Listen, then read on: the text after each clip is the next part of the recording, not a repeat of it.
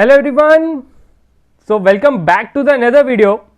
जैसे कि आप सभी को होता है, कल हमने डिस्कस किया था लद्दाख पंचायत अकाउंट असिस्टेंट का जो आपका एग्जाम हुआ था ऑन 12th ऑफ सितंबर, उसके कुछ अकाउंटेंसी में जो आपसे क्वेश्चन पूछे गए वो हमने डिस्कस किए थे। होप सो आप सभी ने वो लेक्चर देखा होगा। अगर आपने वो लेक्चर नहीं देखा, ऊपर आपको आई बटन में प्रोवाइड है, आप उधर से देख सकते हो। आज हम डिस्कस करने वाले हैं GK section, general awareness section आपकी, उसमें किस तरह से आपसे क्वेश्चन पूछे गए, उनके क्या करेक्ट आंसर थे और उसको कैसे आपने अटेम्प्ट करना था। तो चलो बिना टाइम वेस्ट करते आगे बढ़ते हैं, बात करते हैं जनरल नॉलेज का क्वेश्चन नंबर 1। पहला क्वेश्चन कहता है sweep programme is related to. एक स्वीप प्रोग्राम आया था जिसकी फुल फॉर्म है, ध्यान से सुनना, हर एक इंफॉर्मेशन मैं आपको दूंगा, उस आंसर के साथ साथ आपको उसके बारे में पता होना चाहिए, उसकी ओवरऑल नॉलेज होनी चाहिए। तो स्वीप प्रोग्राम जो था, इसकी फुल फॉर्म आती है systematic voter education and electoral participation programme. इधर से ही आपको आंसर मिल गया होगा। स्वीप का क्या नाम है? Systematic voter education and electoral participation programme. तो ये जो प्रोग्राम है किसके रिलेटेड है? वोटर लिटरेसी के रिलेटेड है। इसमें इस प्रोग्राम के जरिए गवर्नमेंट चाहती है अवेयरनेस फैलाना, किस चीज के लिए? For their voting rights. तो इसका आंसर क्या रहेगा? Voter literacy. सेकंड क्वेश्चन की बात करते हैं, what other viruses belong to the corona virus family. ये क्वेश्चन आना तो अनिवार्य था। कोरोना रिलेटेड आपको आज के एग्जाम में क्वेश्चन जरूर मिलेंगे, क्योंकि ये टॉपिक सबसे ज्यादा कहोगे कि टॉप लेवल का जो टॉपिक बना हुआ है। तो कोरोना वायरस फैमिली से कौन नाता रखता है? ये बिल्कुल बेसिक सा क्वेश्चन है। अगर मैं कहूं कोरोना वायरस में, ये हर एक को पता होना चाहिए इसके बारे में। ये आपका कोरोना वायरस फैमिली से रिलेशन कौन रखता है? That is SARS and MERS. SARS की फुल फॉर्म है severe acute respiratory syndrome and MERS की फुल फॉर्म है Middle East respiratory syndrome. Respiratory system ये इफेक्ट करता है, तो उसके कारण कोरोना वायरस और इनका जो फैमिली है एक ही रखी गई है, ये एक ही फैमिली को बिलोंग करते हैं। बात करते हैं 73rd constitution amendment act does not apply to which of the following state. अब ये जो टॉपिक है, आपको ये फाइनेंस अकाउंट असिस्टेंट में आपका टॉपिक नहीं है। ये जो 73rd अमेंडमेंट एक्ट था, ये हमारे पंचायत के एग्जाम में था, फिर भी थोड़ा बहुत नॉलेज जरूर होनी चाहिए। तो 73rd कॉन्स्टिट्यूशन अमेंडमेंट एक्ट क्या कहता है, कहां पे अप्लाई नहीं होता? तो मैं आपको बता दूं, 3 जगहों पे अप्लाई नहीं होता। तीनों के तीनों आपने नाम याद रखने हैं। First one is your Meghalaya, ठीक है, first one is your Meghalaya, second one is your Mizoram, third one is your Nagaland. ये 3 जगहें हैं जहां पे ये आपका अमेंडमेंट एक्ट जो है ये अप्लाई नहीं होता। तो इधर ऑप्शन में एक ही मिल रहा है, दैट इज मेघालय। तो इसका आंसर क्या देगा? मेघालय। फोर्थ क्वेश्चन की बात करते हैं, who amongst the following has been conferred with the Padma Vibhushan. किन को पद्म विभूषण दिया गया? अब सबसे पहले आपको पता होना चाहिए पद्म विभूषण है क्या। पद्म विभूषण हमारा सेकेंड हाईएस्ट सिविलाइन अवार्ड माना जाता है आफ्टर द भारत रत्न। तो ये मैक्सिमम इसमें लद्दाख पर्सनैलिटीज इन्होंने डाले हैं, तो उन पे फोकस किया हुआ है, ठीक है।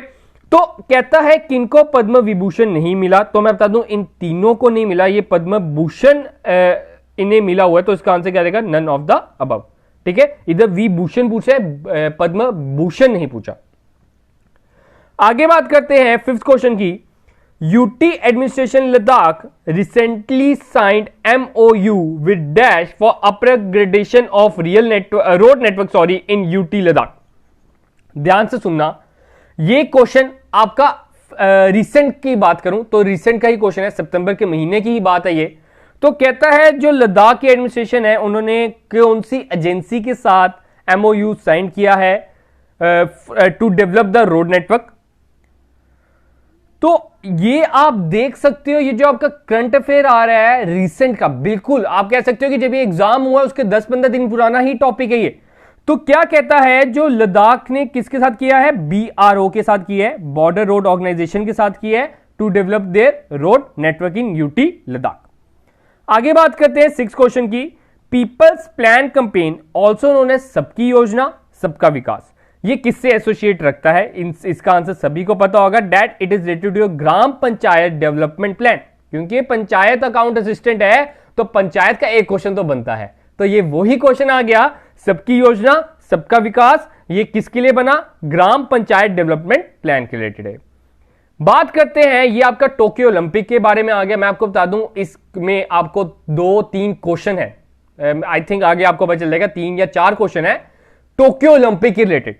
तो मैं कोशिश करूंगा एक कंप्लीट वीडियो आपके लिए टोक्यो ओलंपिक के लिए लेके आऊं, ताकि आपको कोई भी क्वेश्चन, आपका कोई भी एग्जाम हो, चाहे फाइनेंस अकाउंटेशन का हो और भी कोई भी एग्जाम होगा, उसमें आपको टोक्यो ओलंपिक से रिलेटेड कुछ भी क्वेश्चन आ जाए, आप उसका आसानी से आंसर दे सको।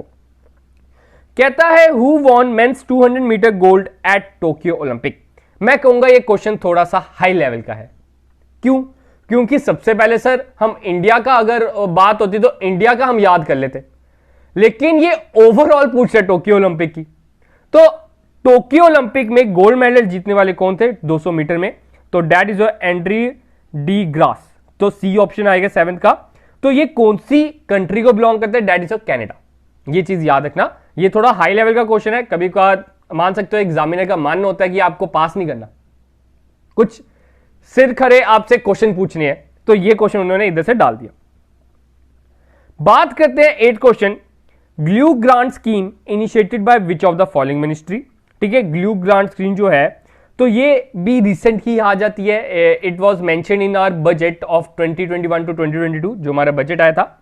अब इसमें क्या था, ग्लू ग्रांट स्कीम का मेन मकसद क्या था? इसमें जो बताया गया that institution same city would be encouraged to share resources, equipment and even allow the students to take classes from each other. मतलब कि अगर दो स्कूल हैं एक ही सिटी में, एक दूसरे के बच्चे को भी पढ़ा सकते हैं, एक दूसरे के इक्विपमेंट का भी यूज कर सकते हैं। तो वो कौन सी स्कीम कहलाई? Glue grant scheme. ये हमारे बजट में स्पेसिफाई किया गया था। तो इसका आंसर क्या आ जाता है? किन्होंने इसे इनिशिएट किया? By ministry of finance. ठीक है, 8 का answer C option. 9th question, government of India release area officer monitoring app and what is the purpose of this app. तो ये थोड़ा सा पुराना ऐप है, मैं बता दूं। It is by the union minister of rural development Narendra Singh Tomar. तो जो हमारे रूरल मिनिस्टर नरेंद्र सिंह तोमर, उन्होंने ये एस्टैब्लिश किया था, इसे लॉन्च किया था। अब इसका मेन मकसद क्या था? इसमें ही नाम ही छुपा हुआ इसका answer, area officer monitoring app. आपको पता है फील्ड वर्क होता है, आपका जब फील्ड वर्क होता है लोग अपनी अटेंडेंस ऐसे ही लगा देते हैं। अटेंडेंस के लिए बायोमेट्रिक लाया, लेकिन अब बायोमेट्रिक हर जगह तो नहीं जाता रहेगा, तो एक ऐसा ऐप बनाया जिसके थ्रू आपकी लोकेशन पता चले, हाँ भाई आप गए भी हो कि नहीं।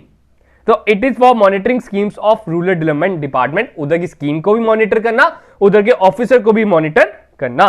तो इसका आंसर क्या आ जाएगा? A option. 9th का आंसर क्या है? A option. 10th question, the 73rd amendment act emanates from the 73rd amendment act कौन से आर्टिकल्स का है? That is from article 40। 11th question, world monument fund and international agency dedicated to the preservation cultural heritage sites around the world supported conservation project in which of the following monuments in Ladakh. आप देख सकते हो ये UT Ladakh का exam था, तो उन्होंने ज्यादा मेन फोकस लद्दाख पे ही किया है। तो आपका जब एग्जाम जे&के बेस्ड होगा तो आपने जे&के पे ज्यादा फोकस करना है, उसके बाद हम नेशनल लेवल जाएंगे, नेशनल लेवल के बाद हम इंटरनेशनल लेवल पे जाएंगे।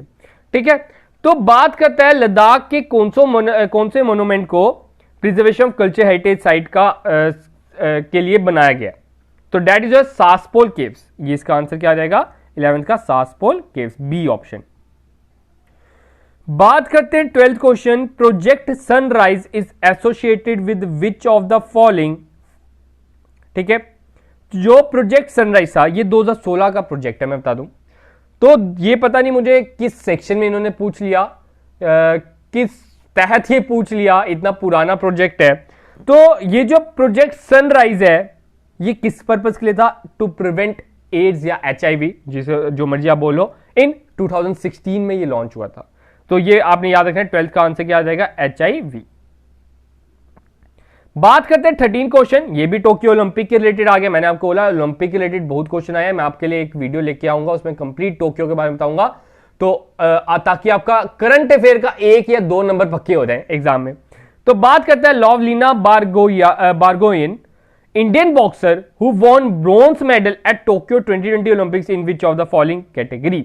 अब मैंने आपको एक लिस्ट भी बताई थी, जिसमें मैंने पूरा लिस्ट बताई थी कि कितने हमें मेडल्स मिले हैं, किसने कौन सी कैटेगरी में जीता है। तो ये क्वेश्चन उधर से ही आ गए, और चांसेस बहुत ज्यादा हैं कि जो हमने 7 मेडल जीते हैं उसमें से एक क्वेश्चन जरूर है।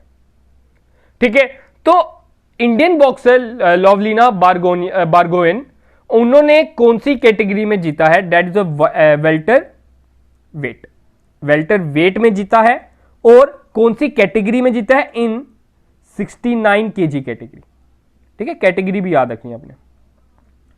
बात करते हैं 14 क्वेश्चन, बड़ा अच्छा क्वेश्चन है, आपको साइड पे इसकी इमेज भी दिख रही है। What is the mascot of the Tokyo Olympic 2020? मतलब एम्बेसडर। ठीक है, तो कौन है ये मैं बता दूं। ये आपका आ गया ओलंपिक का, ये आपका आ गया पैरा ओलंपिक का। तो याद रखना है जो 14th का आंसर हमारा आता है सामने, दैट इज मैराटोवा। ठीक है, इसका आंसर क्या देगा? Miraitowa. Miraitowa was the mascot that is ambassador of Tokyo Olympic. अगर मैं बात करूं पैरा ओलंपिक की, ठीक है, तो पैरा ओलंपिक के आ जाते हैं सॉमिटी। ये चीज आपने याद रखनी है। ठीक है, Miraitowa is for Tokyo Olympic, Someity is for Para Olympic. आगे बढ़ते हैं 15 question. Which is called demographic divide in India? ये डेमो जो हमने पढ़ा था, demography, census and its features, उसमें ये मैंने आपको बिल्कुल स्पेसिफाई है, पूरा बोल्ड करने के लिए बोला था। अगर तब भी आप गलत करोगे तो हैट्स ऑफ टू यू।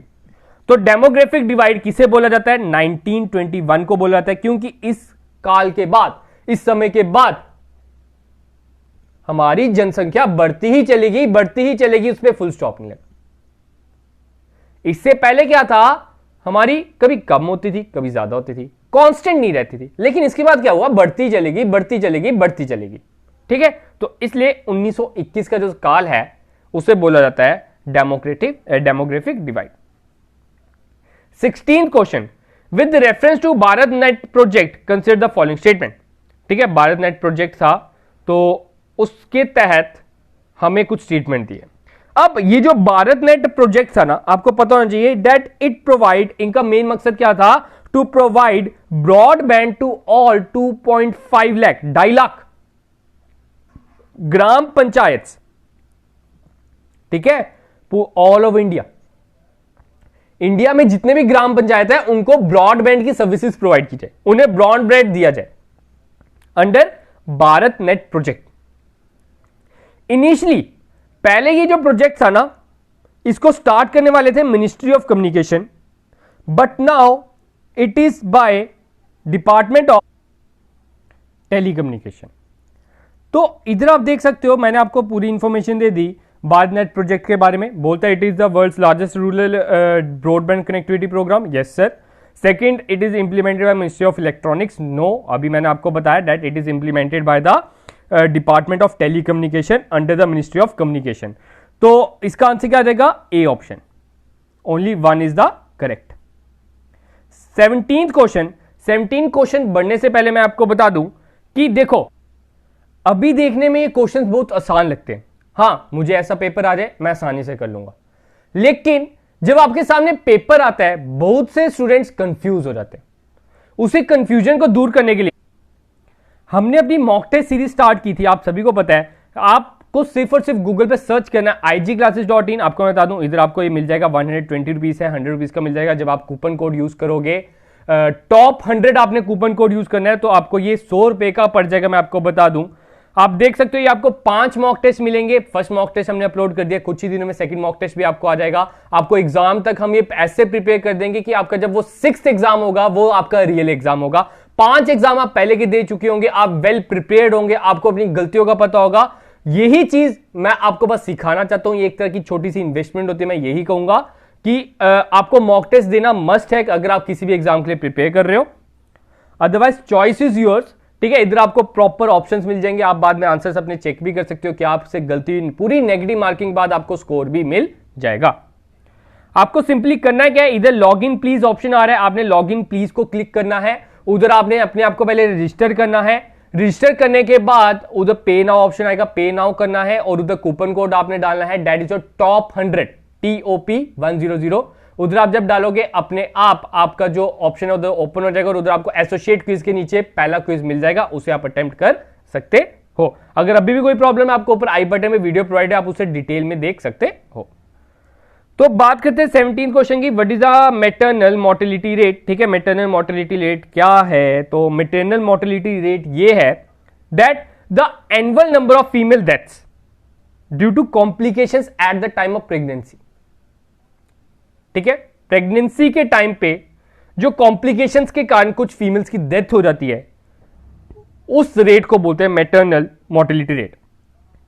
और ये याद रखना, बाकी सब क्या होता है on the basis of 1000 live births, लेकिन जो मैटरनल मोर्टेलिटी रेट है it is on 1 lakh live births. तो इसका आंसर क्या रहेगा? B option. ठीक है, आगे बात करते हैं अपने 18th क्वेश्चन की। Which of the following union minister formulated the draft national strategy for rural development and rural tourism. तो इसका आंसर इसके नाम में ही फंसा है, that is ministry of tourism.